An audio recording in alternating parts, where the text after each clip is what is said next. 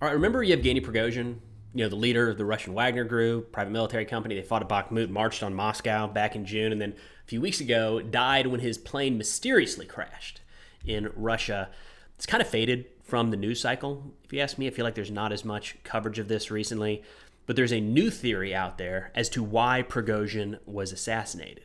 Dmitry Alperovitch of the Silverado Policy Accelerator, which is a Washington, D.C. based think tank, and they've got a great podcast. Always recommend it, and I'll put a link in the description below, said that what we saw play out that resulted in the death of Prigozhin wasn't just Putin getting his revenge, it was business as usual, but business from 20, 30 years ago, Russia. So what they talk about is that there was a time in Russia, in post-Soviet Russia, known as Razborki, R-A-Z-B-O-R-K-I,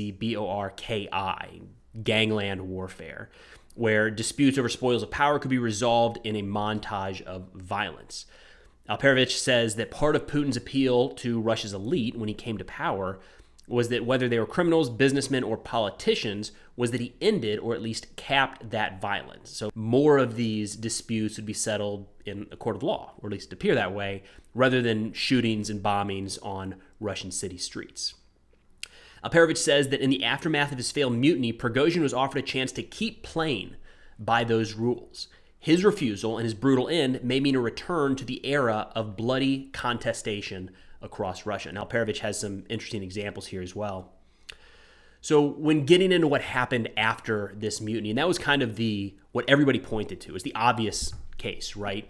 Prigozhin marches on Moscow in June. There's a negotiation reached, but Putin's got in the back of his mind that someday he's going to get his revenge because that maybe embarrassed Putin or showed a weakness in the Russian state. And as soon as Prigozhin let down his guard, it'd be the end of him. That's kind of the story, and it makes sense, and you can understand that. Alperovitch argues with that, saying it doesn't really make sense because Prigozhin met with Putin in the Kremlin, by Putin's own account, just a few weeks after the armed revolt. And then in July, Prigozhin posted a photograph of himself attending the Kremlin-organized Africa Leaders Summit in St. Petersburg. So, he wasn't running, as Alperovitch says here, from Russian intelligence. He was very much still involved at the highest levels of the Russian government. Alperovitch continues saying the Kremlin had numerous opportunities to order Prigozhin's death during his freewheeling travels across Russia over the past 2 months.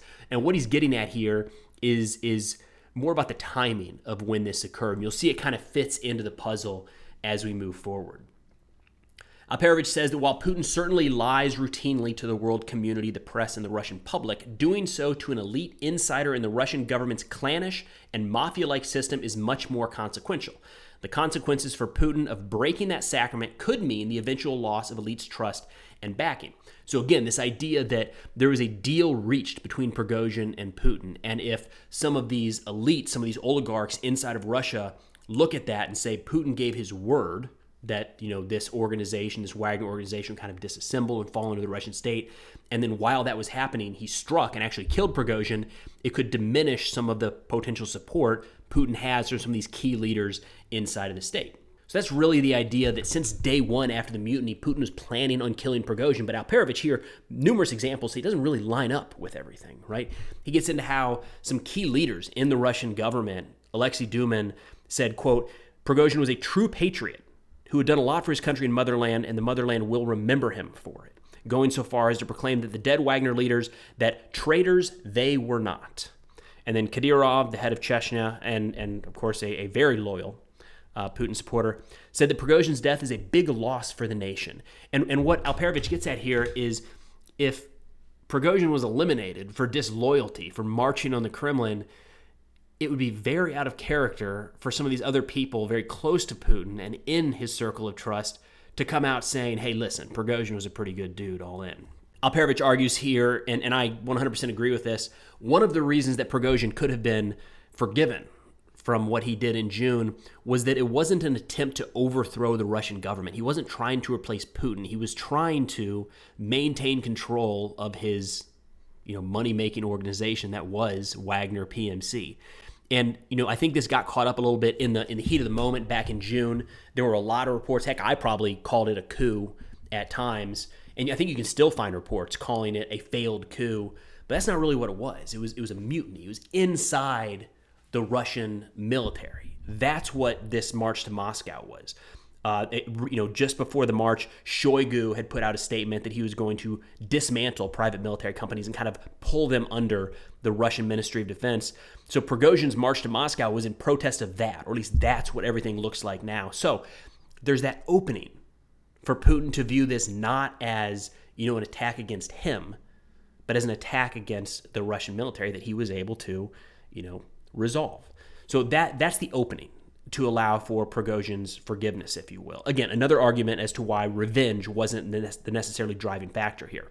Alperovich continues saying the more likely explanation for why Putin ultimately ordered the assassination, which I feel like we got to add a caveat there, alleged assassination, right? I don't think we have definitive proof, is that it was Prigozhin, not Putin, who had gone back on their June agreement. Said or unsaid, it is clear that the penance for Prigozhin's act of rebellion was the demand for the mutineer to give up much of his vast business empire and allow the Kremlin's friends to subsume its various parts. That is what a lot of people assumed was happening in the days after the mutiny. You saw the troll farms shut down. You saw ratings of all of Prigozhin's private residences. And it really looked like their overseas interests were going to be falling under, at the very least, other PMCs, but probably portions of the Russian Ministry of Defense. And that was in the works. But Alperovich continues, but there was one part in this important business interest that he was not willing to give up in terms of Prigozhin, his security and mining operations in Africa, which was at odds with what Putin likely wanted. It looks like the direction that Russia was moving in. Alperovich says that Putin decided after Wagner's rebellion that it was time for Prigozhin to give up these mercenary protection rackets and time for Putin's, Russian military intelligence agency, the GRU, and other regime-affiliated private military companies to take them over. More reliable members of the security state would be awarded while Prigozhin was punished. Nothing crazy there. I think that's kind of what everybody expected, is you would see Prigozhin kind of pushed to the sideline. I was surprised at baseline that he was able to retain any sort of control over Wagner. To me, that meant that the influence of the organization, what is asked of them, and the missions, if you will, and the operations that they're tasked with would have been reduced significantly.